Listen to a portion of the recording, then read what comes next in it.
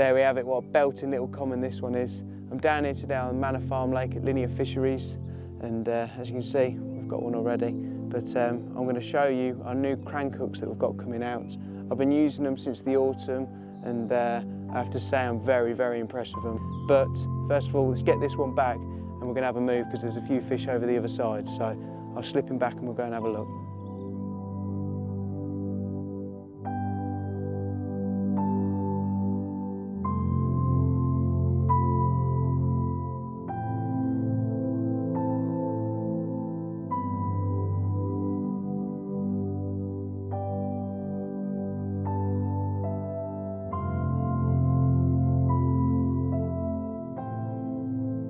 Right, as you can see, I'm now over the opposite end of Manor. This is the Whitney Bank, and as you can hear, the road is right behind me. But the fish are incredibly close in here. I've been watching them show over the far side all morning, and there's 2 swims here. And like most day ticket waters, with them being incredibly busy, when people reel in, there's no lines, no pressure, the fish coming really close. So I've literally come around with just my rods and a few bits, and I've put 3 rigs out there now.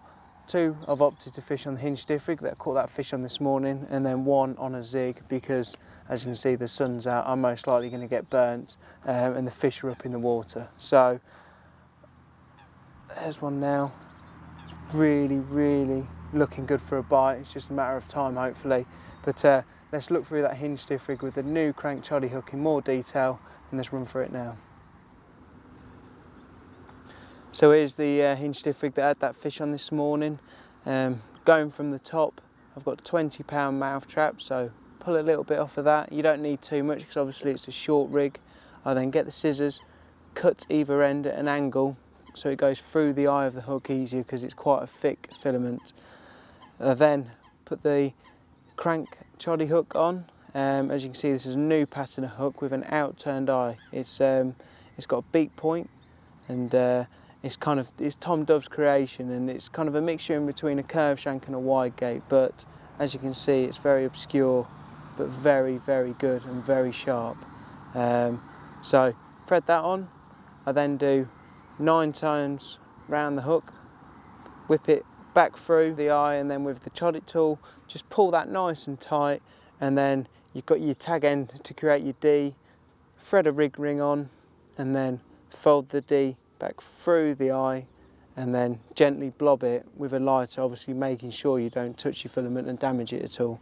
So pull that down, and then with the choddy tool you can curve your D nice and smooth, so that bait will move freely on it. Moving down, on this particular rig I use the crimp, basically because when we've tested it in the office it's stronger than any knot when crimped correctly, and as you can see you can create a really nice loop easily. So basically how you do it, the crimp is double barreled, thread it onto the mouth trap, then get your size 11 ring swivel, thread that through, and then double it back over, creating your loop and going through the crimp. That way then you can put it to the exact size you want easily rather than tying it down. So then get the crimp tool and crimp it down correctly, making sure you do so because otherwise it obviously won't be as strong.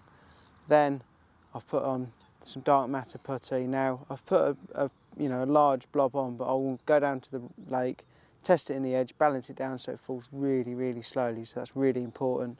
So then moving along to the size 11 ring swivel, I've got 15-pound semi-stiff in silt. Now reason being is because I've moved around here, like I've said, fish are showing, I don't know exactly what the bottom's like, so I want a material that, if I fall on a bit of silt or a bit of weed or gravel, it's going to sit perfectly because it's quite supple, but it's very, very stiff as well. So, we've all seen on the underwater footage or heard about a rig resetting itself. This will do that, so it will constantly, always fall away from the lead. And then as you can see, I've got a little bit of putty, one to keep the boom down, and then also to kink the hook link away. So the traps are set, the fish are out there, they're starting to bob about on the surface now, so I'm going to give it an hour or so and then probably have a move or have a go on the surface. But bright pop-ups, this kind of rig through the spring when the fish are waking up, something eye-catching, and then obviously an effective rig in the right area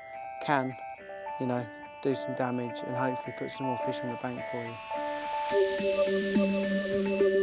you.